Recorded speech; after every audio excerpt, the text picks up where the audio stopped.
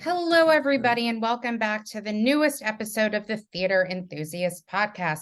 As always, the hot priest candle is lit. I am drinking out of my hot priest mug, and I'm very excited to welcome our next guest. He's a writer, director? Yep. Yes, director, actor, producer, does everything, making his Broadway debut at Manhattan Theater Club's The Collaboration. I saw it, fucking loved it. I told him, like, that's why I needed somebody from that show to come on. Please welcome Erik Jensen. Oh, yeah. I can hear some applause. Is it Yeah. Oh, happening? can you hear more It, of it? it it cut out a little bit, but Oh, I'm it but did. I'm here. It's there in spirit. It is. Well, you get that Yeah. applause every night when you take Yeah, it we out. do. It's been it's not very often that it's not very often you get a standing ovation every single night. Like it's Yeah. been every single night. It's weird. Well, I think it's also like the environment that it created. I will say though, because I know the production started we're talking about the collaboration. If anybody is listening, they're like, what are you talking about? I feel like it's very London because it's very rare you walk into like a New York play and they have the DJ playing like 80s music Yeah. and Yeah. just like the vibe of it.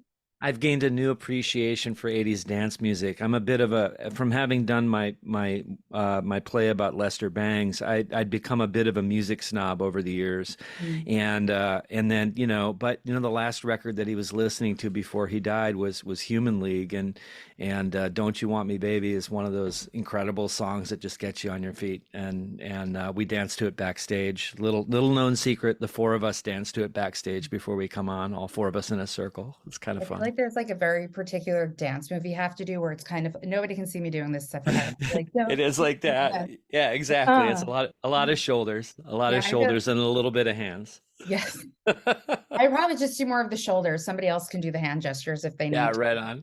Yes. Well, again, thank you so much for coming on. Before we even started, we were talking about our love and appreciation, our mutual love for Paul Bettany, which Yeah. we'll get into a little bit later when we talk about the collaboration. But I always like to start with, where are you from? Oh, hey, that's a good interview question. Thank I'm you. usually on the other side of the interview thing. I'm originally We'll from we will get into that as well. I know, I Don't know. worry. Well, I'm originally from a very small town in Minnesota, about 45 miles east of Fargo, Mhm. in northern Minnesota, called Detroit Lakes. And when I was living there, it had a population of about 8,500. I think it's at about 14,000 now, but a very, very small town where everybody knew my grandmother. Everybody knew where I was at all times. She could find me, with a single phone call. It was mostly a lot of turkey farming up there, a lot of fishing, tourism, and lakes and swimming in the summer, and not much else. And it was kind of an idyllic way to grow up, parts of it anyway. So that's interesting. So you come from this somewhat idyllic place of growing up. So what got you into wanting to perform, write, create, and do what you do now, pretty much? Well, there was a community theater there called Playhouse 412, and Mhm. we did pretty white bread stuff. We did The Music Man, we did Oklahoma, we did the play Tom Sawyer. It was please the Scandinavian masses type stuff. And I just discovered doing this with my family that there was another family outside of my dysfunctional one, that existed in the theater. And then also I discovered that I was good at something that I hadn't seen anybody be good at before, at least not to my knowledge. And so I just started doing these community theater plays. Like my choir teacher was in the plays with me, Mrs. Holt. She'd have a martini with my dad after every show. It was great. I loved doing it. We had great directors come in from out of town. I think a couple people from Chicago, a couple people from Minneapolis came in and directed us, and it was a nice way to feel seen in a very small place. So while you were performing in this community theater, where did writing come into play? Did that come in later, or did you start at an early age? I mean, we were what you call working poor. So I didn't have a lot of toys that you got at a store. So, but fortunately, we had a library pass, and so I could read a lot of books, and I read a lot of science fiction, and I read a lot of Isaac Asimov, Lord of the Rings, and Anne McCaffrey books like Dragon Riders of Pern, I think was her big series. So I was always writing little stories and was always pretty good at school and except for math. So it was a creative outlet because when you don't have anything, you got to make something. Mhm. But like really, the writing really didn't kick in until my parents got divorced, and then I moved to Minneapolis, Minnesota, and I was in a suburb of Minneapolis, and I had which this one little school in outside of Minneapolis had this amazing theater program run by a guy named Denny Swanson and another guy named Kim Waltman. And they encouraged me to get into the speech program. And there's a thing called creative expression. So my first piece that I wrote for my creative expression competitions was called "Lifestyles of the Dead and Buried," and it was all about the funeral industry and what a scam it is. I feel like like that just like in my head, I'm like, oh, I can see that like as a play on Broadway, like as some weird comedy. I don't know Yeah, why it that was just like came to me. It was a weird comedy. So I had a lot of fun playing all the characters and ideating the writing. And my teacher Kim taught me structure for it and stuff like that. And so that the writing was harder for me. Mhm. I didn't feel as focused doing it as I did acting. And then of course when I met my wife, I realized I was really a writer and I better get down to it. So. Well, we'll get there, but so when did you decide you wanted to pursue this as a career? I think it was because I saw a few things. I decided I wanted to move to New York after I read a book by Tama Janowitz called Slaves of New York. It's all about like New York artists, and it was a big hit in the 80s. And about all these artists who couldn't leave the city because they were addicted to it. And then I saw a movie that Jeff Goldblum and Natalie Wood were in, along with Christopher Walken, called Next Stop Greenwich Village, directed by Paul Mazursky. And it was all about this like cadre of artists who like danced through New York City together, even when a disaster befalls one of them. And I thought it was really cool. I wanted to be part of that like coffee shop scene, really. And then finally, the kicker for me was seeing the movie Cool Hand Luke one weekend at my house with my dad.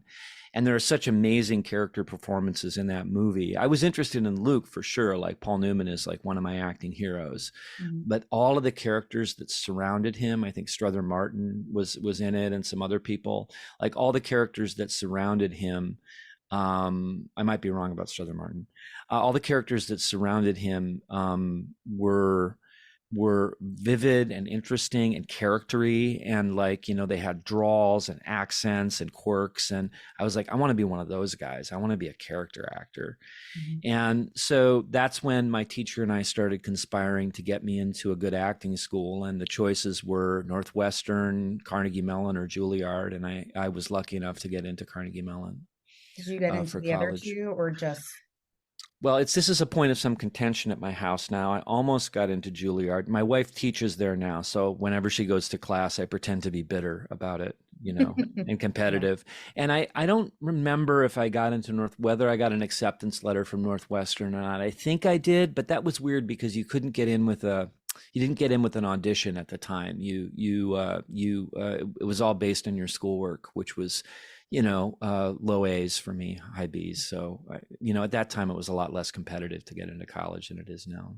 Yeah, my younger sister, I have a lot of siblings. She just Mm. graduated from Northwestern. She did her Oh, wow. undergraduate and her master's degree. So, Uh-huh. yeah, so she studied journalism, and that's one of like the top schools for journalism. So, Oh, yeah. yeah, Well, that Northwestern was instrumental in helping Jessica and I create one of our plays, which we'll get to in a minute.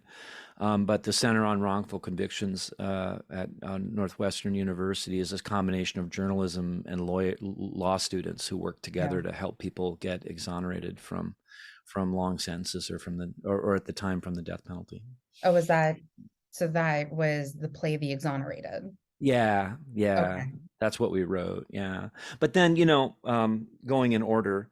I Mhm. moved to New York City fully expecting to have just a theater career. That's really what I wanted to Well, let's do, let's go back to Carnegie Mellon for a Okay, all second. right.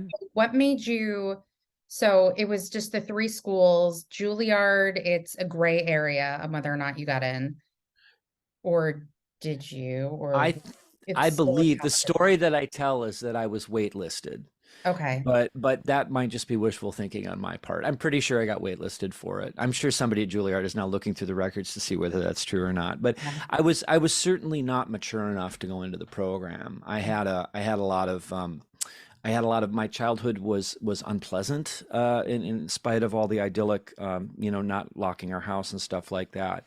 I had a my father was a malignant narcissist, and you never knew which end was up with him. And I love him now from afar, but he's no longer with us. But that created a lot of sort of echo behavior in me that was really super dysfunctional in terms of talking and listening to other people. I had a lot of trauma that I wasn't aware of and didn't know about for a very long time. Mhm. And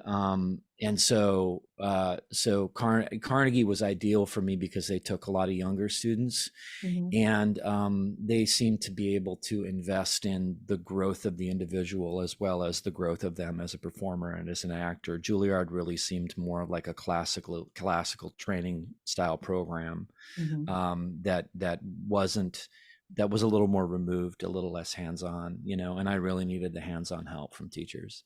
Yeah. So once Carnegie Mellon is over, then you move to New York. So let's Mhm. take it from there. Yeah, and at Carnegie Mellon, I wrote a lot of stuff for Oh, class. I wrote a song about the playwright Joe Orton. I would write little scenelets for class as preparatory things and stuff like that. So that was a lot of fun. So finally, I moved to New York, and while I was at Carnegie Mellon, I was in all these TV movies. All this TV and film work went regional. So I was in a movie with Tony Danza and Bruce Willis, and I was in a movie with Valerie Bertinelli. I was in movies. I was in the remake of Night of the Living Dead. That was my very first film job as a zombie, which was just incredible. With ironically, years later, you're playing a doctor on The Walking On Dead. The Walking Dead, yeah, Yeah. exactly. Well, and I was mentioning Tom Savini to some of the Walking Dead guys, and they were like, "Ooh, and you're on our show now?" I was like, "Yeah." So just Um, getting back to Carnegie Mellon, because depending on what theater program you're in, whether it be in New York, I went to school in New York, so I don't know what it's like mhm. in Carnegie Mellon. Were they okay with you doing things outside of the classroom, like auditioning for like all these TV movies and stuff you've seemed to do while you were there? It was a little touch and go for a minute. Like mostly I was able to do that stuff in the summer because it's unpleasant. But like I auditioned for Silence of the Lambs that was out there. I actually got hired to do Tim Robbins' movie Bob Roberts, but they wanted to hire me as a feature extra, and I didn't. I told Tim that I didn't do extra work, which was a mistake because those characters later got upgraded. And Tim still teases me about that. But yeah, I mean, it was touch and go for a little bit. But when they realized how poor we were and that I was really working my way through school, they let me do it, and just saw it as an extra thing that I could do to make money to help pay for the tuition. You got to pay for your tuition somehow when you're working Okay. class. So. Did you have an agent at the time, or were you just doing like open calls for all of these TV movies and other things that you were doing? No, there's this wonderful woman. It was open calls. There's a wonderful woman named Donna Belijack who's still a casting director out there, and she actually lent me my first $900 so I could afford my Screen Actors Guild card. Because I booked one thing with her, and then I booked a movie with Timothy Hutton called The Dark Half about a week after I booked the first thing, and I had to join SAG, but I didn't have any money, and she lent me the money and said I could pay her back. I owe her a deep debt of gratitude. Yeah. And Yes. $900. I'm just And joking. $900, Yeah. yeah. But yeah, so I've never really talked about this stuff on air before. It's so nice to do a deep dive on that stuff. But You're anyway, welcome. That's what the podcast is all about. So people who listen in can hear about everybody's journey, because everyone has a different journey to where they've gotten to and the lessons they've learned along the way. And I sure. also think that stuff is fascinating as well.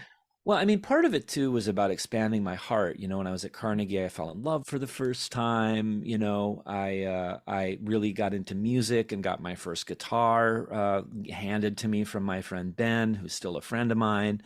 You know, there were all sorts of things. I went to my first Grateful Dead concert. I mean, there were all these like growth things that I was doing that was very, all of which were very healing for me, although I didn't realize it at the time. You know, they were very important turning points in my life. You know, and all of those led me to realize that I really wanted, like, theater was the thing. I decided I wanted to do theater, so I was moving to New York. Mhm. You know, Los Angeles wasn't an option for me because that's not the career that I wanted. And the second I got to New York, because of all the film work I'd done in Pittsburgh, Mhm. and in part because of Carnegie Mellon, I started booking like Law and Order, and I was on a soap opera for a while, and like, you know, I started booking all these TV movies and stuff like that back when they did those. I did TV movies for Hallmark, you know, back in the day, and That's so it just was, all Christmas movies. yeah, it's all Christmas movies. Now, this was a horse racing movie with a guy named Robert Urich called A Horse for Danny.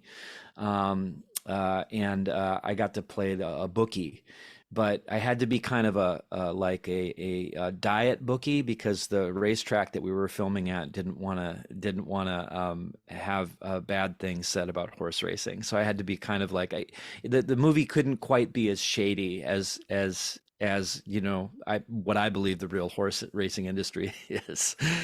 So we had to, it was sort of like, you know, Hallmark, the Hallmark version of horse racing, you know, Yeah, I minus saw all of the another play steroids and stuff. happening. Yeah. It's horse racing. Yeah, so, you know, so unexpectedly I had this TV and film career, and there were theater opportunities that came up. I had like three or four callbacks for Rent. You know, met Jonathan Larson and thought he was amazing, and you know, a lot of other stuff too. But the theater thing just wasn't really hitting the way that I thought it would, and instead it was all TV and film and a lot of commercials. Yeah. So when did you eventually hit your theater mark? Like when did the theater happen for you? Well, there was a false run at it. I think the real moment that I hit it was when I got cast in Corpus Christi, the Terrence McNally play, which was very controversial, and there were a group of Catholics that were super against us, because it was Terrence McNally's version of the Jesus story, and in his version of Jesus for himself was that Jesus was queer, and so were his disciples. And so, you know, it caused a lot of protests. We had to have gun checks coming into the theater. We had what is it called, a magnometer. A metal Um, detector? yeah, metal detector. There were drug sniffing dogs that would come into the theater because there were bomb threats and stuff like that. And it was a really crazy, but it was an important piece of theater literature. And I got cast as a lead character in it, and then I got cast in a DreamWorks movie at the same time. And because I was so broke, I had to take the movie. But I called back Manhattan Theater Club and asked them if I could understudy when I got back. And I ended up understudying four parts. So I actually ended up going on and did get to do the play for real, which was pretty cool. Great. So, yeah. So I'm full circle now that I'm back at MTC. Hmm. You know, they gave me my first acting job in New York. So, Yeah, that's awesome. Again, fucking love the collaboration, but we'll get there. So okay. I'm speaking of collaboration, Yeah. you work a lot with your wife with writing, and she directs pretty much everything you guys write. Is that correct? That's true. Majority? She directs all our theater. We direct movies together. Yes. Yeah. I know that you directed something called The Aftermath, which is based on a book she wrote. No, Or we am I directed. thinking, You or got two no, type yes, it's something about home. Now I'm messing up the title. almost home. Yes, thank Almost you. home. Yeah. I That was based on a young almost had adult. it correct. Yeah, Sorry. you we're almost home. It was Almost. based on a young adult novel that she wrote, and this wonderful producer and a group of people gave us the money to make the movie, and it's all about homeless teens in Los Angeles. Mhm. It's a young movie, but it's a good movie. It's beautifully shot. Arlene Miller was the director of photography, and we had a wonderful cast of young people. and it was great shooting in Hollywood. And so our movies. We're about to do another micro budget film that my daughter and I are starring in. We're going to go out to Minnesota and shoot that. So that's going to be kind of full circle for me again. After the year that I've had, it's all about going full circle with as many things as possible. Well, we'll get full circle back there. So let's talk about the Exonerated. So I think Okay. we just celebrated its 20th anniversary or about to. 20 or 25, I think it's been. Yeah, we started to, at a certain point, there were so many offshoots and productions of it, we started to call it the Exon and Honorated. That was the joke in the cast. Anyway, it's not as funny when it comes out of my mouth. But, I laughed, oh, you so did? Oh, I okay. did. All right. Yeah. So So maybe we had where, a few. Go yeah. ahead. No, sorry. So where did the idea of this play come about? Well, let's see. Jessica and I had fallen in love, or began to fall in love about 3 months previous to working on it, and she invited me out as one of our first dates to a death penalty conference that was being held at Columbia, I believe. I believe it was Columbia. And we were watching various programs and getting into various workshops and asking questions of lawyers and stuff like that. But the most poignant thing was there was a guy who'd had his confession tortured out of him by a police commander in Chicago. And he was one of a group called the Death Row 10, all of whom had no evidence against him except these quote unquote confessions, which were coerced using. I mean, I'm talking about like phone books to the back of the head, electricity run through people's genitalia, stuff like that. I mean, I think I've got my. It's been a long time since I studied that case. But it was techniques that he'd actually learned in Vietnam. Hmm.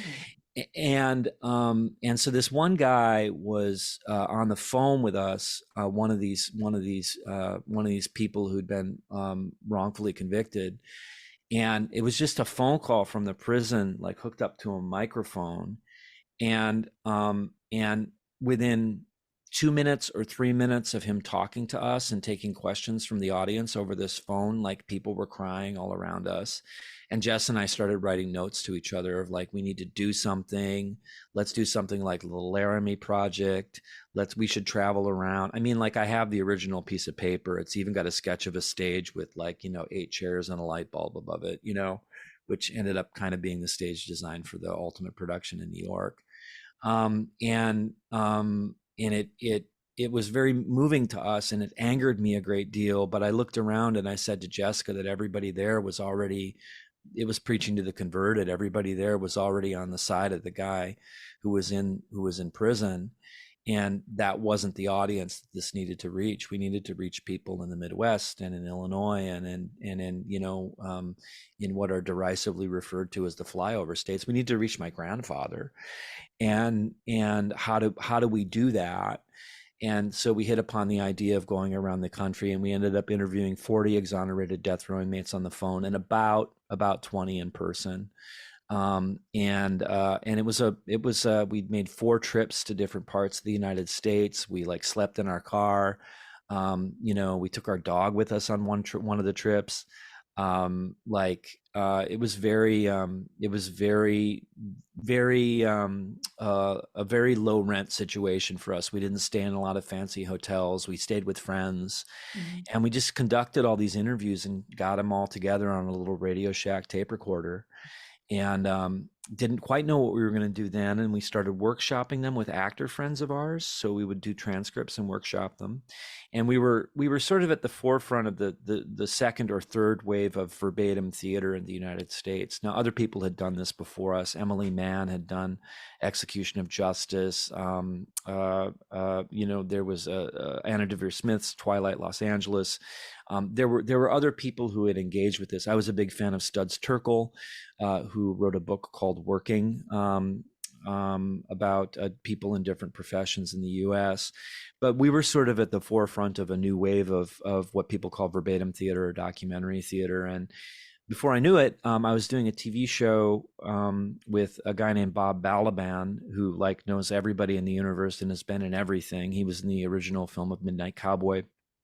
And he's just been a New York stalwart actor for years and years, producer, actor, director.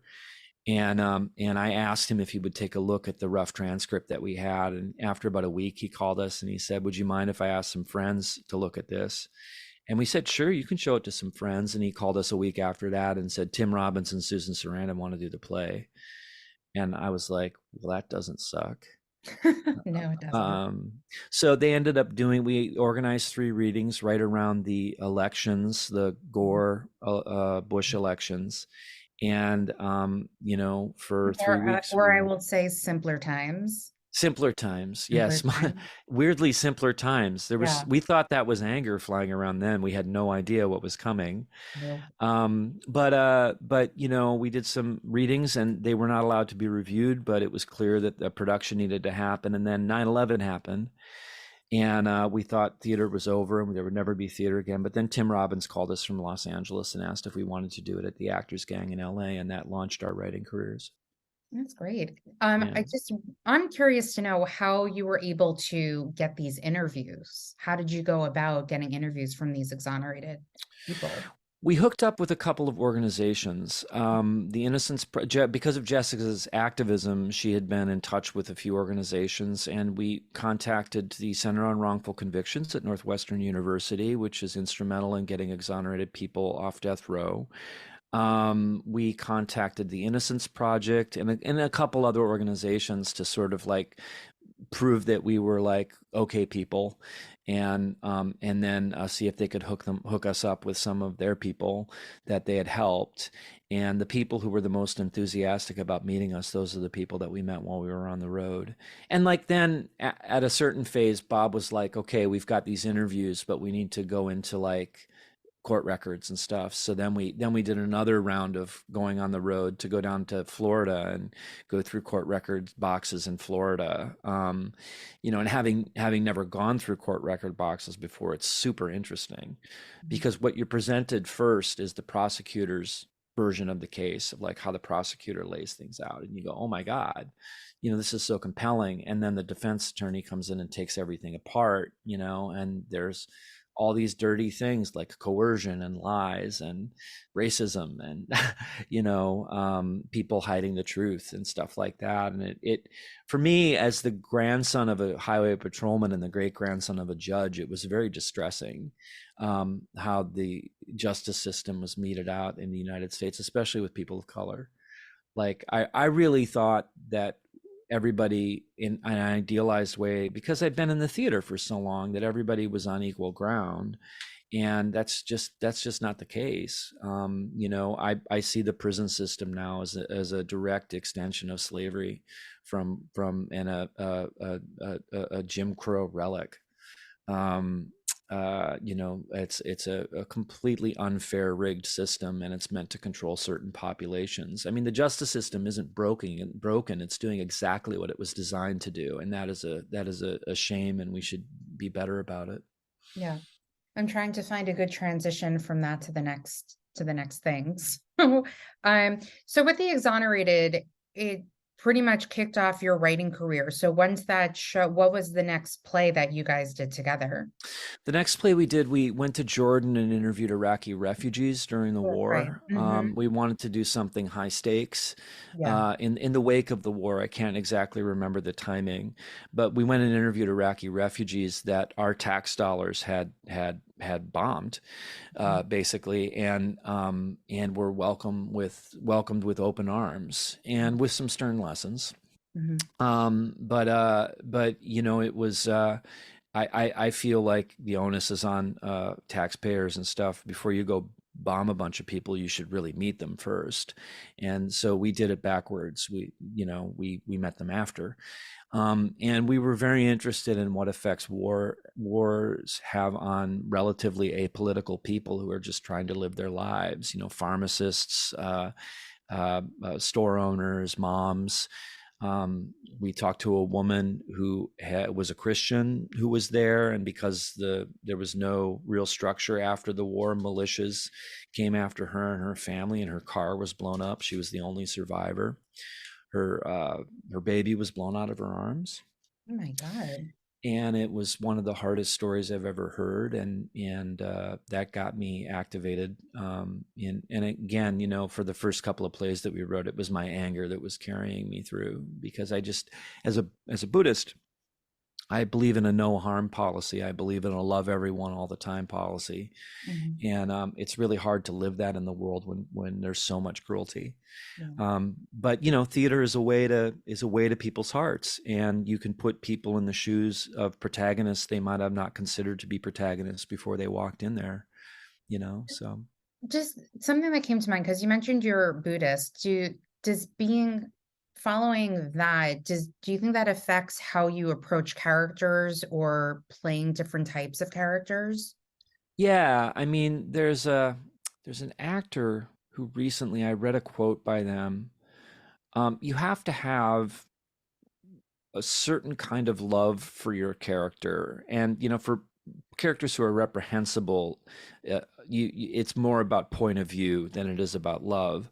But when you're playing a character like I am now in the collaboration, Bruno Bischofberger, what does he love is one of the essential, it's like, sort of questions you ask about a character before you either play them or write them. Mhm. And what do they love? And in the case of Bruno Bischofberger in the collaboration, I decided that he loves his artists and he wants them to grow, much like a parent wants to see their children grow, and he wants to encourage them and encourage them to new heights. He's not in it just for the money. He's in it because he loves art, and he loves artists, and he loves what art can do to the human spirit. So, I think as a Buddhist, this sort of loving kindness philosophy that we carry with us, or attempt to carry with us, because we're all flawed and blow it sometimes. I think that has worked its way into our work, more than I think we're great with character the way some people are great with plot. Mhm. Plot is a harder row to hoe for us because that's got more math in it. Well, I think it's interesting that you say that, because you mentioned earlier with Cool Hand Luke how all of the different characters, not just the Paul Newman character, they're all so fascinating. So that made me think, with your writing, do you concentrate more on the characterization of all these different characters as opposed to anything else? Also a great question. Oh, thank you. Thank you for setting it up there for me. I mean, an interview is a lot like volleyball, isn't it? Like, one of the people posts the ball and the other one slams it over the net. Um, yeah, I mean, character is where we start for everything. Everything that we do is character based. Mhm. And so if you've got a full outline of the character and their history, at least on a piece of paper, that doesn't mean you have to reveal all of that in what you're writing. You just have to know it so you know how they'll respond when put in a certain situation. We took a writing class with Edward Albee once, and he said, throw two characters in a room and see what happens. And then the second rule of thumb that he gave us was avoid the obvious and do the inevitable. Like, there's an inevitability to what a character must ultimately do with another character, provided that you've done the research and know their history. Which is why a lot of the stuff that we're writing now for TV is like really historically based, Mhm. because there's all that research available out there about fascinating people, and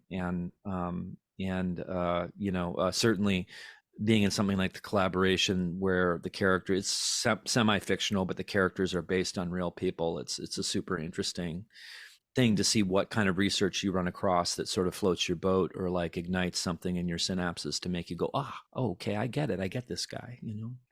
Well, sorry, you were going to say something? That's our approach to writing too. Yeah. What's going to make people get the person, what's going to allow them to get the person. So that brings us to the play, How to Be a Rock Critic, or am I saying that Yeah, correctly? you're saying it correctly. Yes. Thank God you said your character's name in the collaboration, because I was going to be like Bruno last name, because I am Right. terrible with reading names. So I, like I'm sure like many humans, was introduced to Lester Bangs via Almost Famous. Yeah. And By the it's greatest actor of my generation. Phil Hoffman was the yeah, greatest actor of our generation, and yeah. I feel his loss every day. I I used to do merch at Broadway shows, and there was maybe like two times I saw him, and he was Uh-huh. always just like look at the merch booth and did one of those like hi, how you doing smiles, like no tears. Uh-huh. I'm like, oh my God, this film's in my But I always find it interesting when like somebody very well known passes away, they always concentrate on like one character that they played, and he played so Hmm. many. And when he passed, there's a quote he does in Almost Famous where I'm probably paraphrasing it. It's the only true currency in this bankrupt world is what you share with somebody else when you're lonely, or something like that. Yeah, yeah, yeah, Yeah. And yeah. so that was like the quote that like was coming out when he passed. Yeah, Yeah. well, I was very moved by him, and I was very interested in this guy Lester Bangs because, like I mentioned, when my parents got divorced, I had to go live with my cousin, my cousins and my aunt and uncle in Green Bay, Wisconsin. But my cousin, Greg, had um, under his bed he had an electric guitar. Mhm. He had copies of Cream magazine and copies of Rolling Stone. Mhm. And I believe that was the time that Lester was back at Rolling Stone for a brief period of time before he got kicked out again. And that I believe is the time that I discovered Lester Bangs. And was very intrigued by his writing because it was so gonzo and so out of there. I also discovered Hunter Thompson at the same time. So the fact that these writers were inserting themselves in the stories, I was like, well, how dare they? But it's thrilling, that they're present in the story that they're writing about. It's not just about these giant rock stars up on a mountain somewhere. They're bringing them to me. So it feels like I know the rock stars better, like they're on the ground with me, like we're on an even playing field and I'm looking them in the eye. Yeah. And so to be able to recreate that experience on stage, what we did was we approached Lester's estate after I spent a couple of weeks reading to Jessica from a collection of his work out loud. And she was like, I don't know how this is a play. I don't know how this is a play. And then finally she was like, I don't know how this is a play, but it's fascinating. Yeah. So we contacted his estate and down in Austin, Mhm. and asked if we could have access to everything published and unpublished. And they said absolutely. And after, fortunately, Exonerated was playing down there, so that they went and saw it and saw that we were for real. And we spent the next like 2 years just cataloging the entire all the there were like 5 or 6 boxes of stuff Oh, wow. that hadn't been organized in a while. And I photocopied everything at a Kinko's. I spent like 6 hours a day at a photocopier because it was all onion skin paper and I had to do individual pages. And we just started cataloging by subject all of Lester's writing, on drugs, on Blondie, on, the punk movement. And eventually we just started doing our workshop thing and decided it would be best if it was a one-man play where I would play Lester. So at the end of the day, after going through tens of thousands of pages of his work, I had to memorize 50 pages of monologue, and we presented that on stage, and it made its way across the country to Steppenwolf and other places. And the cool thing about doing it was a lot of his friends came, a lot of fellow journalists, rock journalists came, and a lot of rock stars came, or Wow. people who I consider rock stars. Mhm. And then when we got to New York, like girlfriends, friends, photographers that he worked with, people that he worked with at Cream Magazine, people that he worked with at Rolling Stone, they all came out of the woodwork and they were all very supportive. And in a way, I was meeting all these hero journalists of mine, in my imaginary life, I've always been a journalist, but it was hard. I mean, you're playing against Philip Seymour Hoffman, whether you want to or not, because Yeah. people have an image in their head. And Mhm. because the play was verbal and very physical, I Yeah. think that people took my Lester as my Lester and stopped comparing after about the first 5 or 10 minutes of the play because they knew it was a different beast that I was kind of tackling. Well, that's interesting you say that too, because Almost Famous is currently on Broadway right now. Hmm. And I am a huge Almost Famous fan. Like I wrote a paper about it in college. And Wow. yeah. And when you mentioned Philip Seymour Hoffman, he actually had the flu when he filmed Uh-huh. the movie, and he did it for the course of like, I think 2 days. Uh-huh. Wow. I Yeah. didn't know that. Yeah. Yeah. Almost Famous nerd. Brad Uh-huh. Pitt was supposed to play Russell Hammond at one point. Sarah Polley was supposed to play Penny Lane. Kate Hudson was supposed to play the sister. Yeah. Wow. Hmm. Wow. And everybody got flopped around. And well, Yeah, that's the Hollywood thing, I think there was like a mutual decision between Russell Crowe, not Russell Crowe. what's his face? Cameron. Crowe. Cameron. Yeah. Wow, thank you. Cameron Crowe and Brad Pitt. And they were just kind of like, this isn't working. I don't remember why Sarah Pauly left. But yeah, Kate Hudson actually was like, let me audition for this. And she talks about it too. Like I was watching, I enjoy YouTube clips, when you're bored, just go on YouTube and you go Oh, into me like too. Yeah. Yeah. viral. Yeah. So there was this one thing of different clips from Howard Stern about all these different people talking about like these huge roles that they got. And she mentioned Almost Famous, how she was originally cast as Anita. And she said to Cameron, like, let me audition for Penny Lane.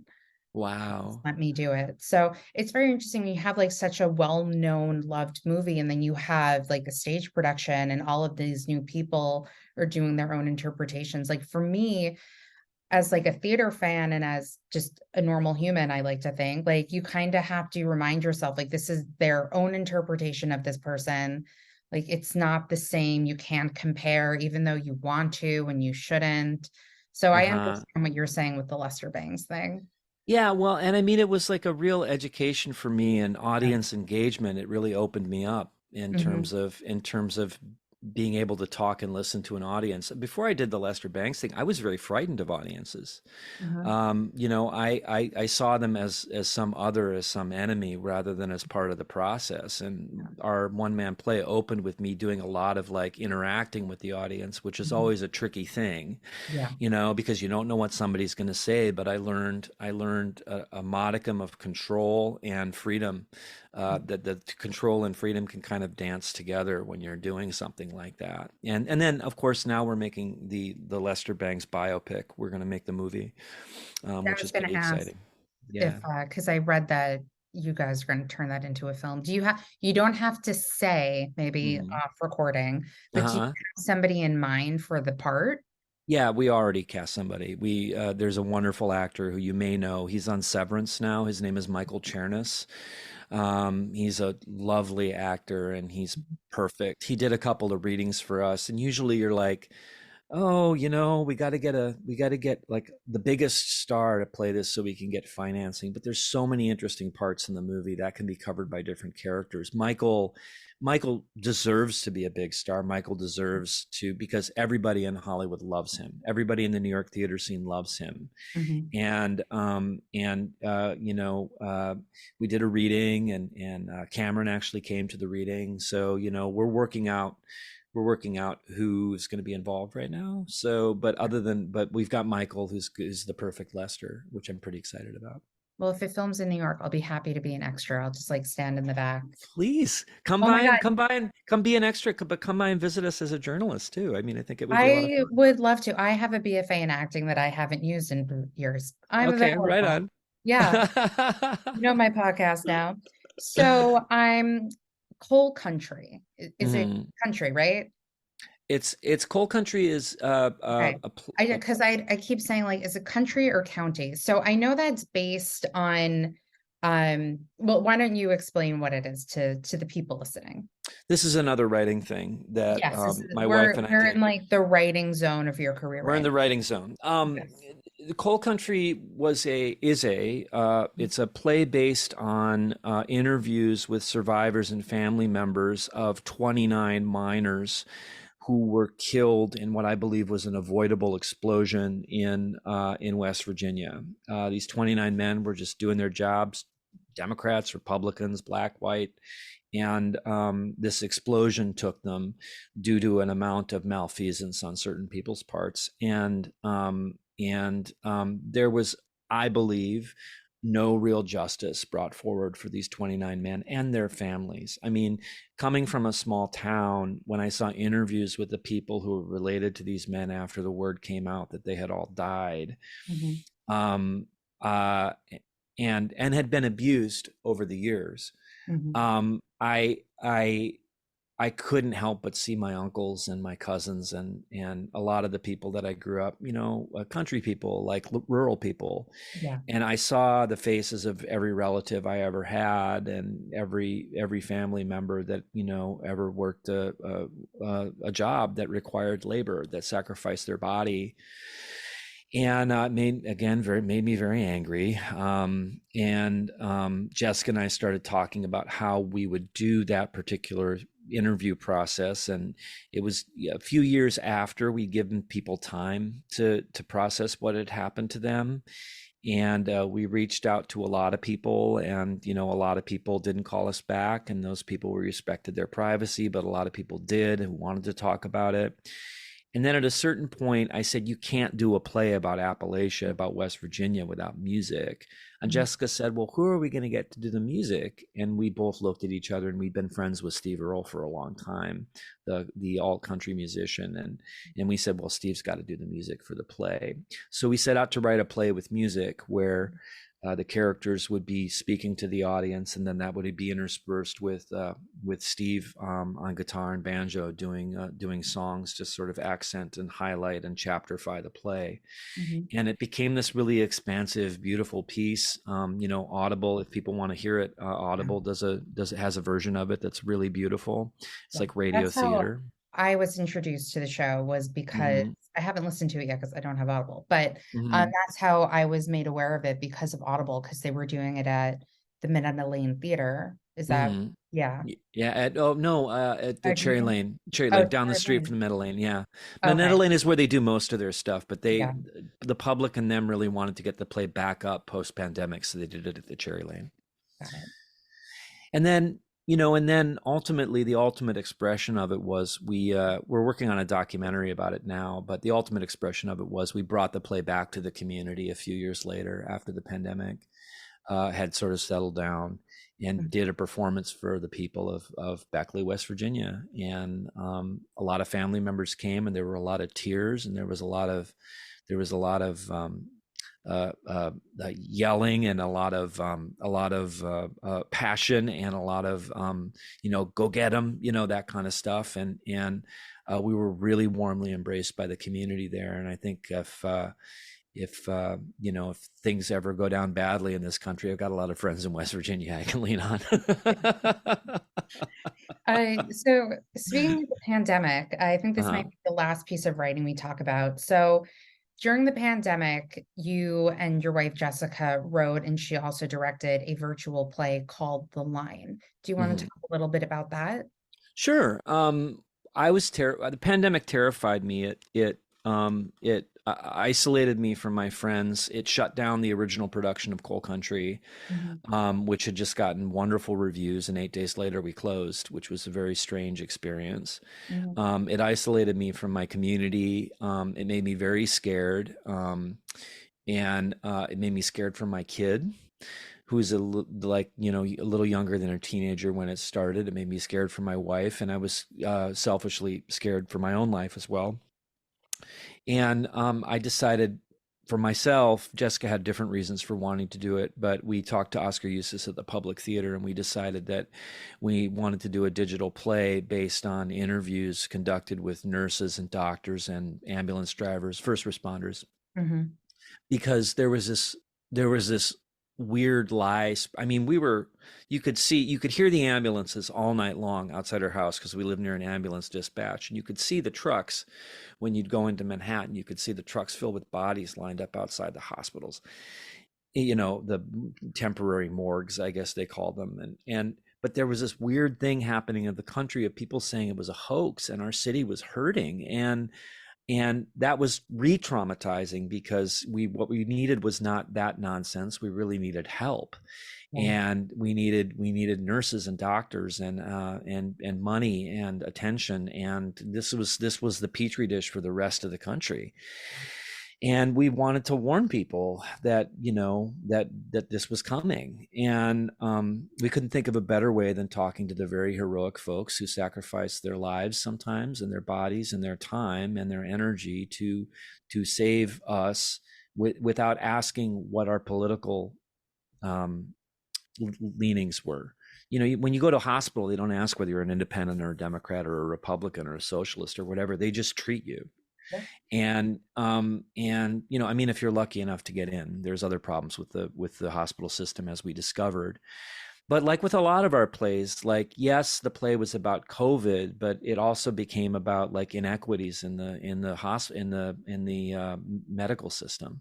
Mhm. These other themes started to emerge about, that we really live in two Americas when it comes to medical care.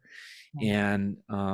And it was I guess 100,000 people saw it online on YouTube. It was put up for free, Yeah. and it was and then I guess it's tacky of me to talk about it, but I'm just going to give the information and people can decide whether it's tacky or not. But, and then there was an article that came out in the New York Times about it being eligible for one of the big writing prizes.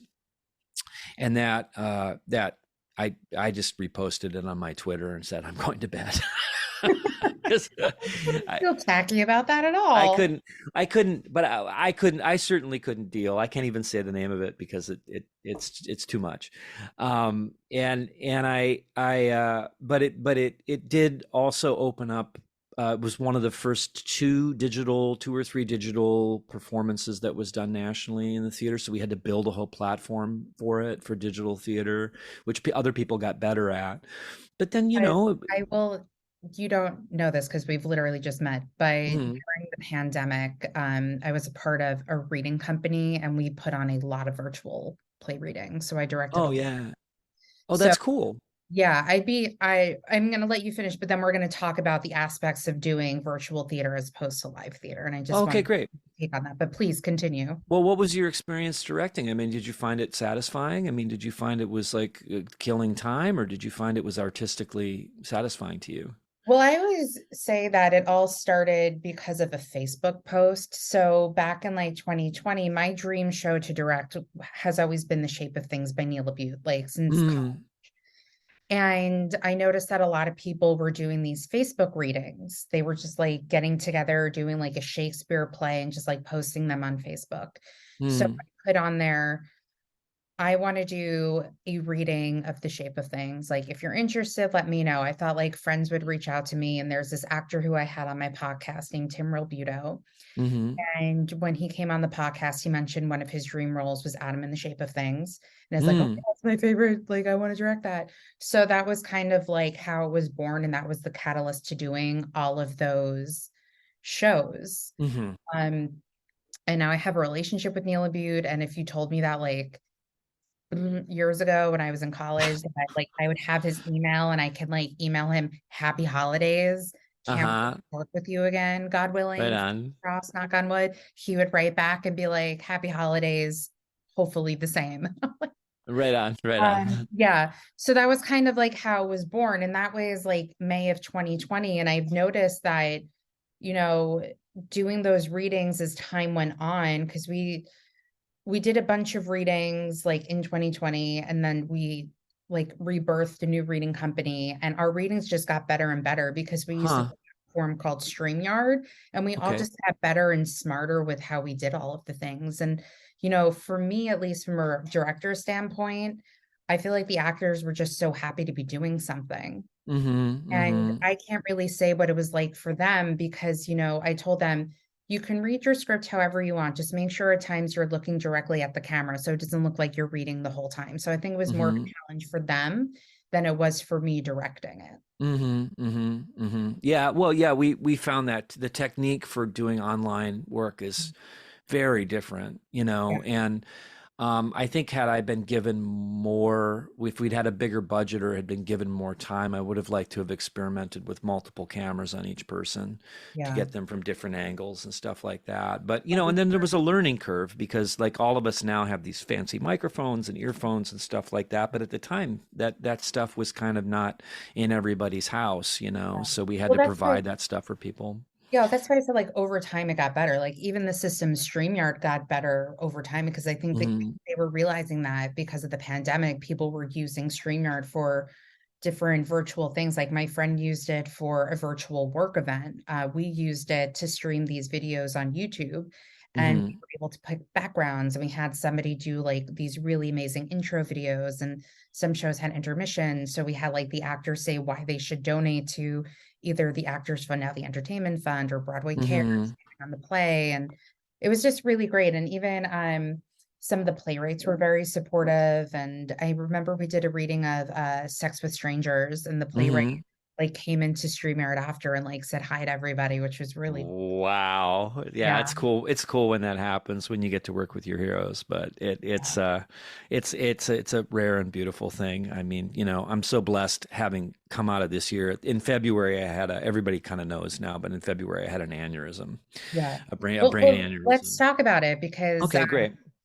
yeah, it kind of brings up the whole what led you to the collaboration because I know you did off Broadway the play Disgraced, which I did not Mhm. see, but I Wikipedia'd what happened and Mhm. it goes there. Um, Yep. Yep. so and I know that well, why don't you talk about Disgraced and everything that happened with it? Yeah, well, like the first thing that happened was, I did disgrace. Well, the first thing that happened was the hurricane came in, the big hurricane. Were you here for that? Which one? Sandy? Sandy? Hmm. Yeah. Okay. So that I'm that. also from New York, so Oh, so you're a New yeah, Yorker. Okay. So, yeah. so you know, Sandy came through, and I'd been. Let me roll back a little bit further. I'd auditioned for this play, Disgraced, Hmm. and um, didn't and got a call back and auditioned again via tape from the Sundance Lab and didn't get it. And another wonderful actor got it, a guy who I really respect, who's great. And then they were a preview or two in, and I got a phone call that this wonderful actor that had gotten the part had gotten very sick. Like I don't to this day I don't know what he got, but it was like not a cover story. He was super super sick and couldn't be in any theater. He had to like lay down for 3 months and not move. And they asked if I would come in and do the part, and I said sure. When do you want? They're like, well, you're on stage tonight on book because we can't cancel the thing, but would you come in? And I said sure. And I went in. Around this time the hurricane happened, so I was having to go back and forth 8 miles each way to the theater on my bike. And I went in and I replaced this actor in 48 hours. The publicity department there even asked if I would like do a newspaper article about it, but I really didn't want to. An actor had just lost their part because they got sick, and I felt it would have been tacky and taking advantage to like make any big fanfare about it.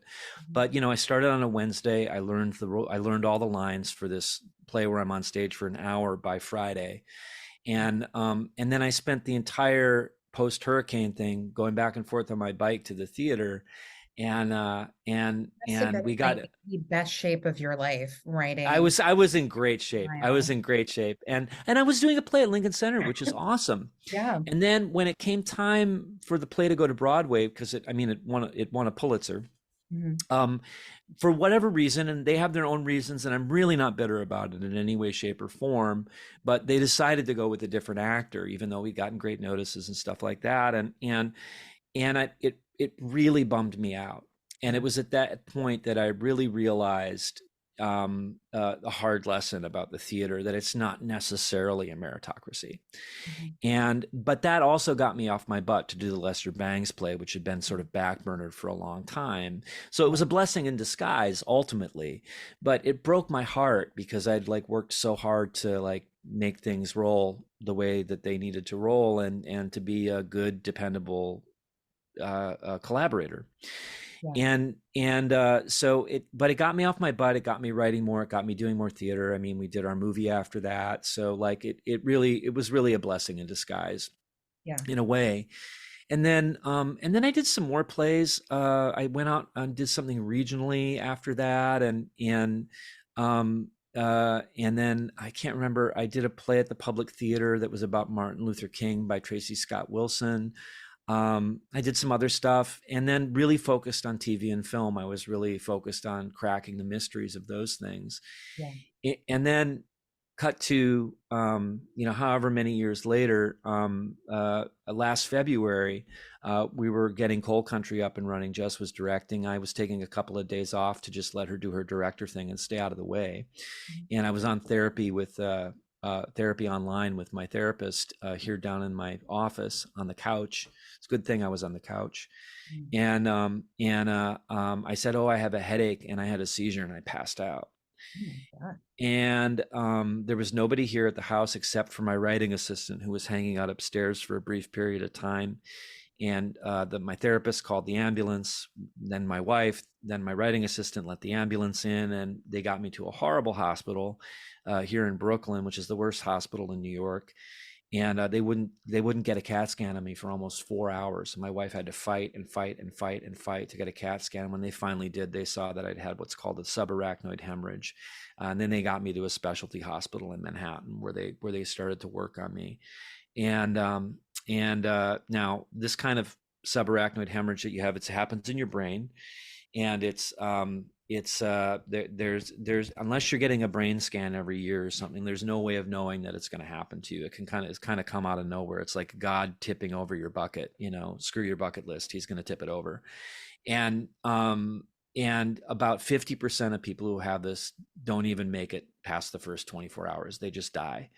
And of the 50% who do make it, about 80% have some kind of cognitive or physical struggles that they have to encounter and wrestle with.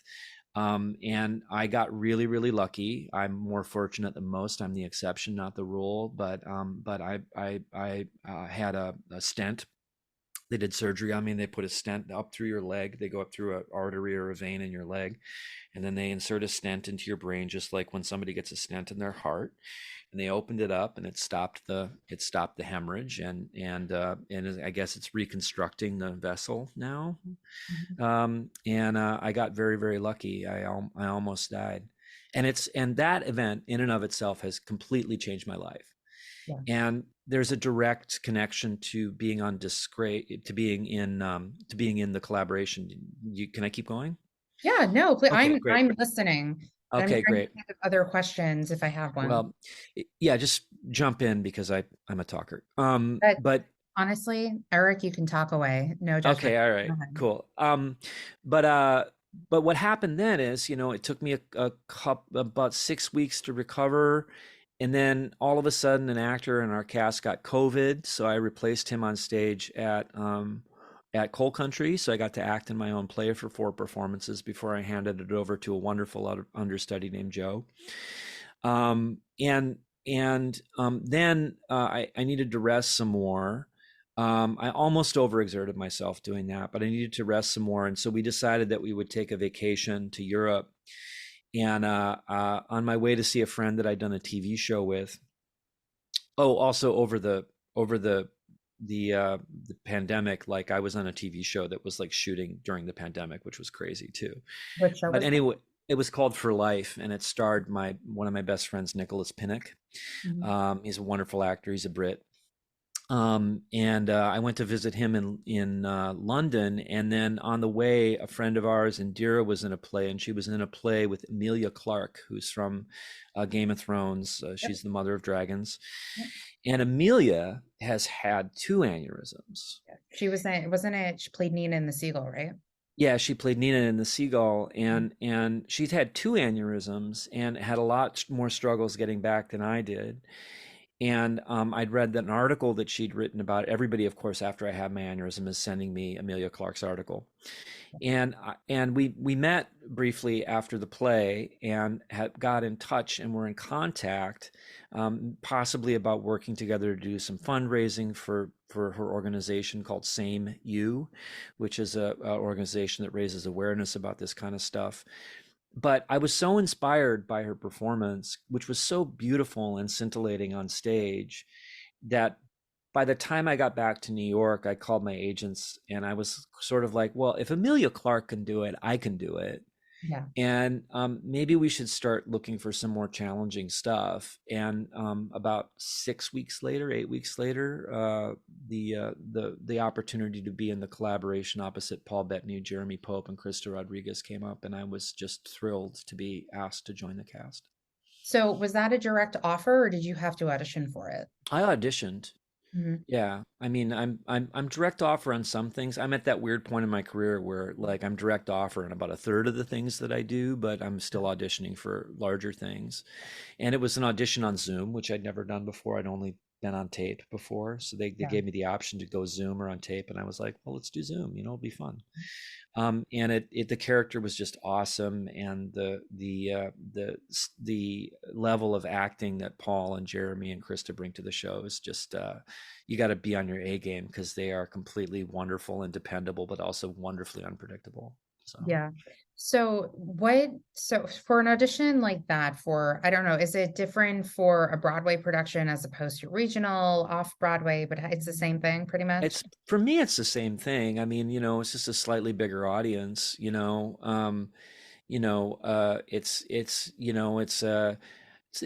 I think the lighthouse, like somebody told me the difference between camera acting and stage acting is the difference between a laser beam and a lighthouse, right? Mhm.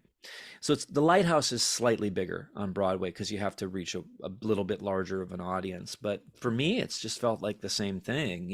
That's and then really a lot of credit goes to our director Kwame Kweyarma, who just encourages a kind of familial, collegial, kind, deeply felt rehearsal process where everybody's equal in the room and everybody's allowed to express their opinion or their thoughts in a way that's not getting on other people's side of the street. So, that was great too. And especially after having been in some situations in my career where it was the director was abusive or an actor was like uh, Not uh, great. not great, offbeat, let's say. It was such a relief to be in a place where it was completely safe and egoless. Yeah. I feel like that's always the best. I mean, when I've directed these virtual readings, that's really like my experience, like one short play in college in these virtual readings. But Uh-huh. Right on. It's all yeah, work. yeah, I always like to say it kind of starts from the top too, because I always try to let the actors be like, let's try whatever you want. And then if it doesn't work, we can try something else. And I like to think I'm a nice person and I never really like yelled at anybody. I mean, I did like lose my shit in one rehearsal because it was one actor, but I also at the same time didn't want to be like a complete asshole. But I think that it all starts at the top and what you bring to the environment definitely affects everything else. Yeah, definitely. I mean, like having spent so much time on both sides of the table now, both sides of the camera, both sides of the rehearsal table. I one of the things about being on the other side of the table, I wish every actor had the opportunity to write or to create their own work or to direct.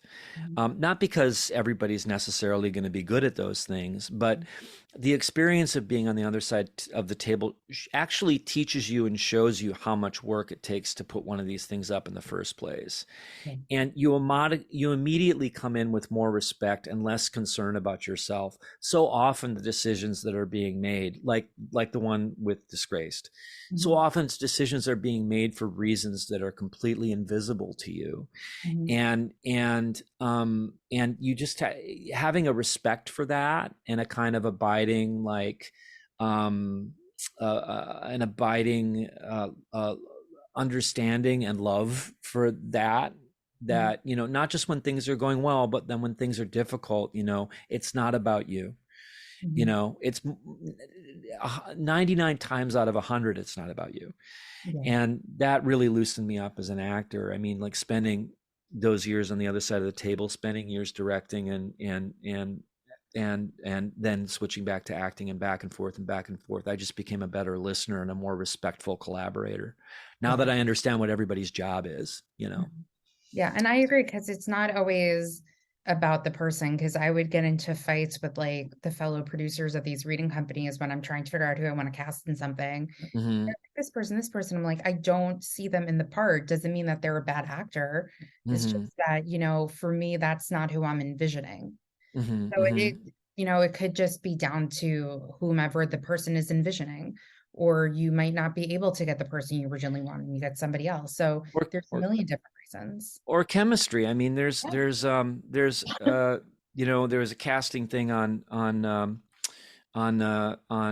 Coal Country that I won't go too deep into, but two of the actors who came into audition were awesome, Mhm. but they looked exactly like each other.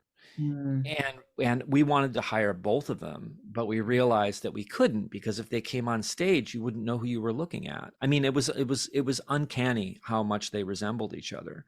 Yeah. So it was like, how do we differentiate them without like dyeing somebody's hair blonde? Well, that's not going to work. And then Yeah. other times it comes down to chemistry, like a certain chemical compound works in one situation and it won't in another, and that all, it takes all the pressure off, and it makes you more kind about the inevitable decisions that need to be made going into doing any kind of production. How did that work for your play virtually though? Because again, my experience is with like virtual readings. So Hmm. with the line, how was that cast and chemistry and all that done? Because it was virtual and it wasn't a movie or a live Right. play in person. Well, it was cast. I mean, it was, again, we were doing it for the first time. We didn't understand. Like, the first thing we should have asked people is like, who's got this kind of internet, and who's got, this kind of microphone and stuff. We should have been asking different questions at the start. But regardless, we got exactly the cast that we should have gotten. That was Right. done through the public theater's casting department. Got it. We were all still on the payroll in a way, so we counted on them. And then, of course, like, I wanted to hire Nicholas Pinnock, who's one of my best friends, and I missed working with him, so we hired him. So we had three time zones in that broadcast: one in London, one in New York, and then somebody from California as well. So it was pretty cool. Not one in New York, but a bunch in New York, and then somebody from California as well. So it was pretty That's cool that we were doing it all over the world. It was a worldwide broadcast. That's So awesome. yeah. Yeah, ours was just like, I want this person, reach out to their agent. That was Yeah, what it exactly. was. Exact. And you know what? Actors want to work, Yeah. and like your dream person sometimes really comes through. So why not shoot the moon on it? Yeah. I do remember we did a reading of a Teresa Rebeck play, The Understudy, and I was in rehearsal Hmm. with three actors, and one of the actors just had like so much pent up energy from like not working that even just the rehearsal performance, we're all crying, laughing because of what Oh, he was doing. Like at one point, he like flails himself off of the chair, brings the camera down. It was just, yeah, that's awesome. I yeah, mean, it was good. It was good that we could all stay connected that way during mm, the worst parts of it. It took a yeah. lot of patience. Yeah, and I think even the actors themselves are trying to figure out how to do all that stuff too. And then after a certain point, they ended up like auditioning, sending in their self tapes from home and all that. And so Hmm. they have to be like their lighting person, their camera person, their prop person, all of the different things. And isn't that kind of the same though with the self tape though? It is. The era of self tapes has made a very interesting series of problems, and opportunities. I mean, it's opened up opportunities, I think, nationally for people to like tape from different parts of the country, and for it not to be just New York and California centric, which can be very myopic in Yeah. a way. Mhm. So you're getting a good selection of people. In another way, as a New York actor, it's like, well, all those character parts that I could have gotten in New Orleans or Georgia or whatever, like a couple years back, some of those are being handled by wonderfully fine actors down in Georgia and New Orleans who actually like have the accent and live there. Do you know what I mean? So there's that side of it, but also, it takes a certain amount of work to do that. You got to work with a reader, but you can be more intentional about what work you're putting out there in terms of doing multiple takes. um, I hope that we come back to the point where we can be in rooms together, because I miss that. I miss knowing casting directors and really knowing about their lives and about their kids, or they just had a baby, or they just cast something that I loved, and I can gush to them about, like, this movie that they cast that I adored or whatever. Or it's their birthday and I could bring them flowers. You know what I mean? Like, it it it it has there's a sense of remove now from the process that I think is not conducive to the kind of love that you really need to make great projects. People are making great projects in spite of it, so I might be wrong, but Yeah. So how do you feel that it's because you've worked for many, many years and you mentioned like, oh, if it's somebody's birthday, I can bring them flowers. So you mhm, clearly have really great relationships with casting directors and other mhm. people. How how strongly do you believe that building these relationships, how important they are? If that I makes, if I'm wording that that correctly. You're wording it correctly. Okay. I think it's very important, but I don't think you build the relationships in order to build the relationships. I think, that's kind of mercenary. I think you build the relationships because you find your people. Yeah. There are some casting directors out there who just don't get me, they don't get my work, and that's totally fine. Mhm. And there are some out there who have been big fans and have cast me in a dozen things, and that's fine as well. But the ones who get me, the ones who are my people, who are part of my personal conspiracy, know that I will bring them the best work for the projects that they're doing, and so have me in. And I love it when somebody has confidence in me, Mhm. because like still, even though I've had all these experiences and done all this work and stuff like that, I still need an attaboy occasionally to let me know that I'm still good. I feel like you as know? like all theater people, we're just like somewhat insecure. So we need one of those like, you're great. Yes, yeah, exactly. I mean, I work with my wife and she's my Yeah. biggest fan, and like it's great hearing it from her, but like now that we're doing collaboration and I'm doing the autographs afterwards and stuff like that, people are coming up to me and saying, "I didn't know that you didn't have that accent." Or like, you totally fooled me with your accent, or you did an awesome job. Can you sign this for me? And it's just like such a great back and forth that I'm able to have, that's a difference between Broadway and off Broadway too, is there's not a lot of people hanging out off Broadway afterwards to get you to sign their program or stuff like that. So, there's real fans on I think it Broadway. also depends on like the show because I love Laura Linney. Uh-huh. Me too. I thought you were about to be like, she's my friend. I'd be like, let's meet. No. I did work with someone. They're like, oh, I just texted her this, and I was like, what? You know her? Can you like introduce? Anyway, but I saw her in her one woman show she did at MTC. Uh-huh. It's Uh-huh. literally me and an autograph seeker at the stage door. Wow. Wow. And it was also freezing cold outside, but I'm like, how am I like the only person waiting outside for like Queen Lenny? Like I don't Right. get it. Right. But Right. yeah, I will also talk about the stage door experience because I was talking to somebody the other day about like their feelings towards it. Well, let's talk about it now.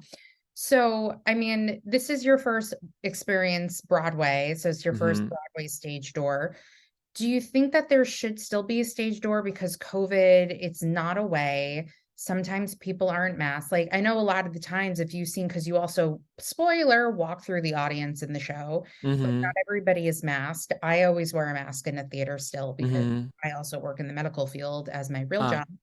Um, so, and if I'm walking into a store, I'm masked about like 99% of the time. So Hmm. what is the stage door like with COVID and all that? For you? I mean, it's a little weird because like I've got to come out because I look so different than my character. Mhm, If people want to get my autograph, I got to come out unmasked for a second and then mhm, put my mask on. mhm. And then ask people if they are waiting for Paul and Jeremy and Krista, or if they want me to sign something. So 90% of people want me to sign something. You About ask them 10%, if you want them to sign? yeah, Oh my, no, they should just ask you. I remember yeah, when my friends and I saw Fish in the Dark and everybody was just like, my friends and I have a long running joke about Ben Shankman since like our uh-huh, freshman year of college and he was in the show. And I have my Angels in America DVD signed by some of the cast. So we're like uh-huh. waiting outside and everyone's there for Larry David. So the cast just comes out and waves and then they like go on their way. And then Ben Shankman comes out and I just scream, Ben Shankman! And then like come over to us. Yeah, no, I'm still a Minnesota boy at heart. I don't want to assume. Yeah. And then the people who have, Marvel stuff and stuff like that, I know who that's for because I'm Avenger adjacent. Oh, please. I Um, would bring my A Knight's Tale DVD already signed by Alan Tudyk from like uh-huh. over 15 years ago, aging myself. And I would ask Paul Bettany if he would sign my Knight's Tale DVD. I'm sure he totally would. He's Yeah. that kind of guy. He's just like, oh, God, I Mhm. love working with Paul Bettany. I love working with Jeremy and Krista as well, but like my absolute Paul Bettany is an actor's actor. He is He's always checking in. He's always making adjustments on stage to make it better.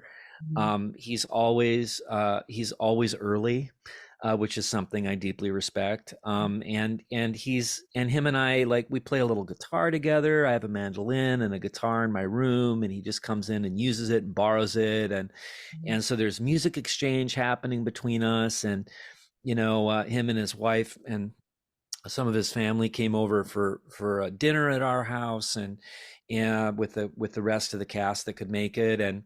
And really, like, it feels off Broadway in that way. You wouldn't know that he's in movies that have made billions of dollars. You wouldn't know, Yeah. and also he's really a smart actor, which is another thing that I deeply respect. He makes his choices based on on on um on a deep introspective understanding of the character. And some actors operate on instinct, which is also cool too, and I do sometimes as well. But when somebody, like, in watching Jeremy and Paul work together in particular, they're both that way. They um they would they did the play in London together, so they would comment on each other's performances in a way that I was like, wow, they're really taking each other's inventory here. Is this okay with each of them? And they're such a duo in the play and are so close. You immediately saw how that chemistry made its way into the way that they talked about working with each other and had suggestions for each other and stuff like that. It's an amazing thing to be a part of during rehearsal. Yeah. I will say though that because they did the movie, the collaboration, they filmed that. Are Hmm. you in there? Because you IMDb are, says that I am, yeah, but and but then I am there's a not. different actor playing that part. So there's two Brunos on IMDb. In my imagination, I'm in the movie, but Yeah. no, there's another wonderful actor who's playing Bruno in that. I'm Bruno number three. There was the London production. There's Bruno in the movie, and I'm Bruno the third. Yeah. Well, we won't talk about the fake Bruno. We don't talk. uh, Sorry. It happened. It was there, door open. It was like I was it's very funny though, because like Andy Warhol, like you've seen in like the photos and like the makeup they did on Paul Bettany. hmm Like, I'm calling him Paul, like I know him personally, I don't. That it's okay. yeah. So Paul, like the makeup they put on him for like the photo Uh-huh. and everything, I sat Uh-huh. row because I did the cheaper tickets, which I can't do for much longer. Uh-huh. I'm aging myself. And I like sat front row. I'm like, he has the most beautiful skin. Yeah, That's what yeah, I noticed too. I was like, his skin is beautiful. I will say yeah. what was fun for me was so I think I saw the show second night of previews Oh, and wow. I was right orchestra and like the first half of the row was completely empty and I was sitting with like these two girls and I was like, let's move over. So I ended up being on like the aisle seat. And so, not to spoil anything, but there's a moment when one of the characters is like throwing things all over the stage. One of the art pieces actually flew off the stage and almost hit my foot. Uh-huh. And I was saying to myself, do I take this or do I put it back on stage? I put it back on stage. That was you. We talked about that backstage afterwards. Really? That I That put it back was on you. stage? No, we Oh, we had there was a whole conversation about the thing flying off the stage and what we were going to do, and was it important or wasn't it important, and then the audience member very carefully and gently putting it back on the stage. That that was was you. that was We had a me. whole conversation about you without even knowing you. Oh my God. Yeah. Well, So later you've when you been come, I'd be like, guys, I was interviewed today by that girl who was got hit in the foot. Yeah, it was Also like I'm amazing. not a complete monster. I'm not gonna like take a prop from a Broadway show because I remember like years ago when Hedwig was on Broadway, there was like this huge thing where like somebody took one of Hedwig's wigs from the stage. Uh-huh. Oh, And they, wow. yeah, and that was like a huge thing. So I was like, I'm not, even Wow. though it's just like one of the crayons, I was like, I can't put it Yeah, back. I do exactly. know people who probably would have taken it. Oh my God, Yeah. let's talk about backstage. It's so exciting. Yes, you were talked about backstage. It was a thrilling moment because we whoever was on stage went into great detail about the thing flying off the stage and how it was going to go, and Yeah, what would no, they do, and yeah. that was oh wait, we don't want to say who it was to spoil anything, No, but no, no, no. yeah. It No, was pretty great. that was an exciting moment. Thank goodness I moved my seat then when I did it intermission. live Yeah, theater. live theater Yeah. thing. And I even like talked about it. I'm like, guy on my Instagram, I was like, guys, my private, I have two. I have my podcast and my private, but my private one, I was like, guys, I was sitting and I moved my foot because I knew this thing was flying off it literally just like came off the stage and just was like rolling towards my foot. And I just moved my foot. And then I was like, let me move it to feel that it's by me. Cause I feel like the girls next to me might have taken it if Uh-huh. like I didn't. So I'm like, all right, it's there. And then like the whole like I was paying attention, but I'm like, do I put this prop on stage? How do I put it back on stage? So Uh-huh. yes, that was Yeah. me very carefully putting it there and then leaving. Right on, definitely. I mean, being in this cast is a lot like being in, the play, if people don't know, it's about the collaboration between Jean-Michel Basquiat and Andy Warhol that took place in the mid 80s that Mhm. my character, Bruno Bischofberger, actually set up. And Bruno was instrumental in sort of popularizing the pop art scene in the 60s. And then later on with people like Basquiat and Schnabel, the neo-expressionist movement in New York. And Bruno, like so much great art has passed through Bruno's gallery and through his person. He's just got incredible taste and incredible love for his artists. And so, it's a lot of fireworks on stage between the artists and a lot of humor, a lot of fun stuff to play. But, really being in this cast is like being in a great jazz quartet. Mhm. It's like playing a piece of music together that we all know and we've rehearsed 100 times, Yeah. but there's always new things when you're playing jazz Mhm. or when you're in the Grateful Dead. There's always new things, there's new improvisations, and there's new, not necessarily words, but there are new energies that pop out. And this cast is so deft at grabbing a hold of those new energies and going for it. We had one performance the other night where Paul came off stage and he's like, felt like a completely new show. Felt completely new tonight. I don't know how many. I mean, and he's been in the London production, the movie, and now Mhm. multiple performances on Also, Broadway. I don't know You if you know, like saw the photo of him as Andrew Warhol in the film, but it's yeah, like yeah. disturbingly accurate. It's astonishing. The makeup Yeah. work in that movie is incredible. Yeah. So, so there's always an opportunity. Like, and some audiences are quieter than others. We call those listening audiences who really, and so we double down on really telling the story. Some audiences are really raucous and want to applaud after every scene, and we appreciate them and give them a lot of love back. But it makes it the audience's fifth character really makes it a different show every night, and I feel very fortunate to be a part of it. Has anybody yelled out the vision yet? No, I mean, except for me. 'Cause I remember No. I'm sure at some point that because you hear like the stories of like how actors get yelled at for certain things. I saw a View from the Bridge with Liev Schreiber and Scarlett Mm, Johansson years ago. mm, And I was at a performance, and when the lights were going down before the show started, somebody yells out, I love you, Scarlett, or something like that. mm, And then Liev mm, Schreiber was on a talk show a few days later and mentioned that somebody shouted that out. mm, Said that mm. performance. Yeah. Yeah, Watch yeah, somebody yell that out tonight. Well, maybe yeah, they can't hear it exactly. over the music. Yeah, well, there's a wonderful DJ Liv, who does their thing at the beginning of the show and in the middle of the act. Like I've said, I've gained a new appreciation for 80s dance music.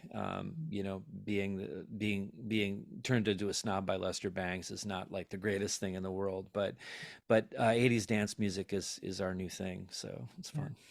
Well, again, our fun dance Our moves. fun dance moves, that's Yeah. right. Don't Yeah. you want me? And Want that me, always reminds baby? me of, isn't there like a cookie commercial where they're like driving in a car and then they're like eating each other? Oh my God, that sounds wonderful. Yeah. Well, that's also like the what is it? The Cinnamon Toast Crunch commercials where they're like eating each other, Oh my God. right? Yeah. And they're Cannibalism. yeah. And Yeah. like people don't, I'm like, that's not normal, but I'm enjoying this commercial. I don't know, it's weird. But I'm sensing another play coming. you know what? I'll co-direct with your wife. That's fine. I'll just Great. sit That's there and watch her. fantastic. I think it'll be Um, great. yeah, I'm always available to do anything creative because Awesome. like my creative outlet is my podcast because my real job is working in medical and I mean there's some fancy creative things you can do by like I found this doctor that this person can try to go to, but Uh, fancy Google work like Google this type of doctor in this area. sure. But I know you touched upon this before in other interviews, but since we're talking for the first time, because you have played Lester Bangs and you're playing Hmm. Bruno, whose last name I cannot pronounce, I've already told you. Bruno Bischofberger, yeah. Yes. So for you, what is it? How is it playing a real person? Like, how much research is brought in? How much of it do you do yourself? Because, as any actors say, it's your own interpretation of the character. So, Hmm. how much research do you allow yourself to do um, before or while creating the character, I should Well, say? it depends on the part.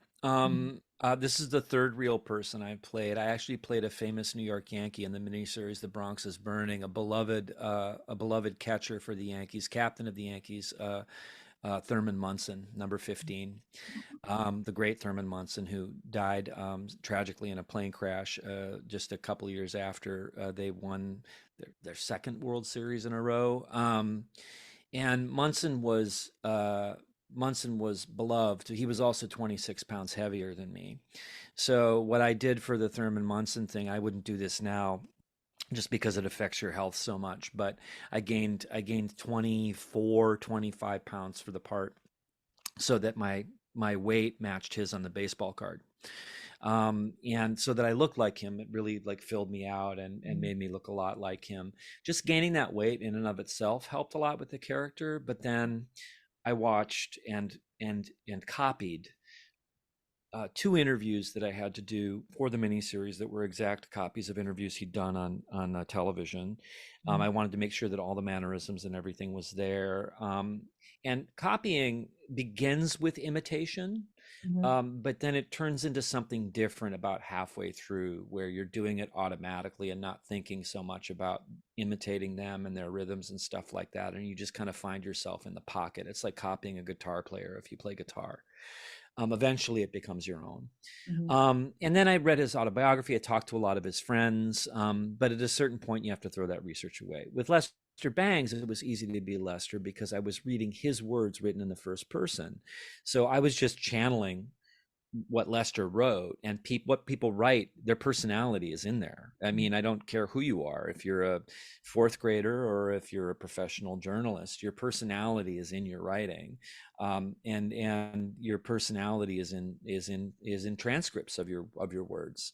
Mhm. It's there already, so that was easy with Lester. With Bruno, I happened to serendipitously meet a Swiss doctor when we were on vacation in Europe. And he had such an interesting accent, which is a cross between German and French with a little bit of Italian thrown in. Something really interesting with the R sound in there. Really, you sort of swallow the R. It's a little bit German, but also a little bit French. And I couldn't place him. And finally, he explained he was from Switzerland, and I was like, "Oh, you're where all the countries meet." And so I had put that in my toolbox just for fun. I was like, oh, I'm going to remember that accent if I ever get to play a Swiss guy. And like Mhm. 6 weeks later, I had my audition. Yeah. you know. But with Bruno, I really focused on the artists that he loved. I was more interested in researching the people that he gravitated towards as a defining characteristic of who he was, because it's really only a sketch and a lot of the script is imaginary. And there were a couple of interviews that I found, mostly from later in his life where he was reflecting on his career and stuff like that. I didn't find a lot of interviews from the 80s. Mhm. But he had this twinkle to him that was like really, really just easy for me to access. And I was fine. Also, it's refreshing and nice with this kind of character to play somebody who's nice, Yeah. like to play somebody who's kind, Mhm. and to play somebody who's like got their own objectives. And at times the character could be, I guess some people would consider the character to be kind of uh, being a little bit manipulative, but I don't think that's really where he's coming from. I think he's really trying to help these artists come together, and he's trying to get the band together, you know what I mean? So yeah. So that part of being a real person is and he's still around. Bischofberger is still around. He's still in Switzerland. Has he But seen, what? has he like gone to London and seen the show that you No, know of? No. no, no. But what I'm really trying to capture is energy. The wind is already up there. I just need to throw up a sail and capture it. And characters define each other. So if I get on stage and I just let Paul and Jeremy and Krista do the acting for me, I can immediately fall into the pocket of being Bruno because I know what my purpose is. Yeah. Yeah. Um, I just want to say I have to go and do an animation test with my friend Rachel here, so I've got about 5 more minutes. Is Perfect. that okay? So I was gonna end the podcast towards it anyway. That's not English, Okay. but we're gonna figure this out. Okay. Quickly though, when is opening night Uh, for well, our opening night got truncated because one of the cast members got COVID. Mhm. So our official opening night got taken away from us. We didn't get the party, but we've officially opened Oh, now. you're officially opened. And Okay. we're open for sure through January 29th. We just got extended as well. Yeah, no, I saw that. My friends and I are talking about seeing the show again. So if I do, I'll Oh, when it comes to the show, yes, I will will let you you know. please let me know? Let me know Absolutely. because maybe if there's an outdoor place and it's warm enough, maybe we can grab a quick, I don't drink, but we can grab a quick soda or something afterwards because I love talking to you. Well, there is Glass House Tavern across, no, yes, across the street. We can always get some rice balls Okay, great. Great. because Sounds they good. got good risotto balls. Anyway, so what are your top going theater experiences? Top going theater experiences. Can you do Uh, in less than 5 minutes? in less than 5 minutes, I saw an actor play Richard III at the Guthrie in Minneapolis, Mhm. Byron Jennings.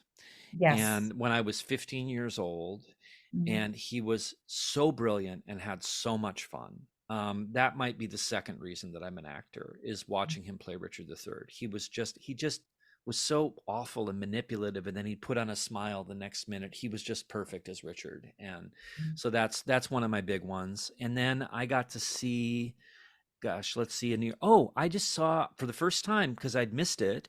I Mhm. just saw Hamilton, and I, again, I was a musical snob. Hamilton converted me to the point where we just got a musical commissioned from us from the public theater. We don't know, Jessica and I don't know who our partner is going to be yet, but it's a great thing. I can't tell you anything about it.